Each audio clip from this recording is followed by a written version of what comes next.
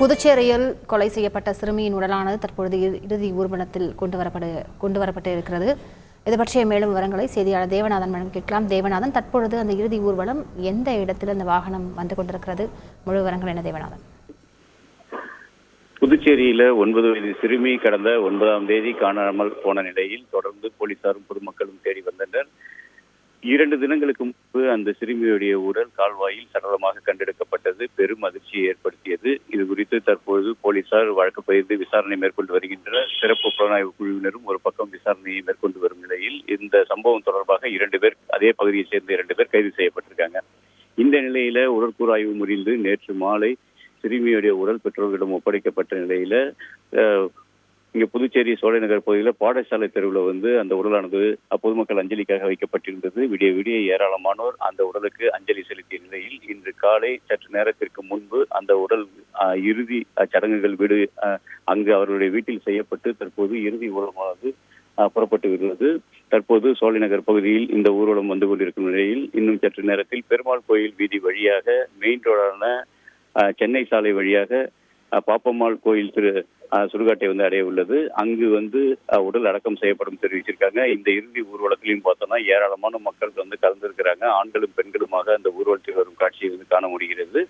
அதே போல பார்த்தோம் அப்படின்னா அந்த இறந்து போன அந்த சிறுமி விளையாடிய பொருட்களை கூட அந்த உடலுடன் எடுத்து வரக்கூடிய ஒரு காட்சியை காண முடிகிறது. நேற்று கூட அந்த தாயார் அந்த சிறுமியுடைய பொருட்களை வைத்து அழுது கொண்டிருந்தார். கடைசி நேரத்தில் முகத்தை கூட பார்க்க முடியாத ஒரு நிலைக்கு தள்ளிவிட்டார்கள் என கூறி அழுது அந்த பொருட்களை வைத்து அவர் அழுத காட்சிகளை இருந்து பார்த்தோம். இன்று பார்த்தோம் அப்படின்னா அந்த பொருட்களையும் அந்த சிறுமியுடன் சேர்த்து புதைப்பதற்கான ஏற்பாடாக அந்த சிறுமி வீட்டில் வைத்து விளையாடிய பொருட்கள், எழுது பொருட்கள் உள்ளிட்ட அனைத்து பொருட்களையும் அந்த இறுதி ஊர்வலத்திலே எடுத்து வருகின்றனர்.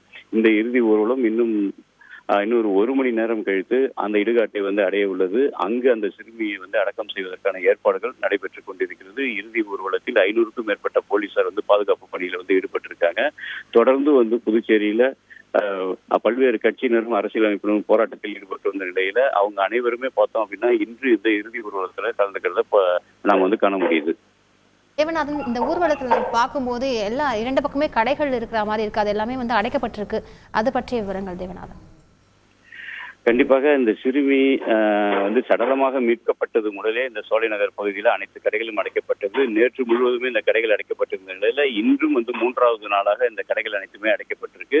நாளை பார்த்தோம் அப்படின்னா அந்த புதுச்சேரி முழுவதுமே ஒரு முழு கடையடைப்பு பந்த் போராட்டத்துக்கு அழைப்பு விடுக்கப்பட்டிருக்கு. இந்தியா கூட்டணி மற்றும் அதிமுகவினர் அனைவருமே இந்த பந்த் போராட்டத்தில் கலந்துக்கணும்னு சொல்லியிருக்காங்க. இன்று மாலை கூட பார்த்தோம் அப்படின்னா இந்தியா கூட்டணி சார்பில் ஒரு மிகப்பெரிய அமைதி ஊர்வலம் ஒன்று வச்சிருக்கிறாங்க.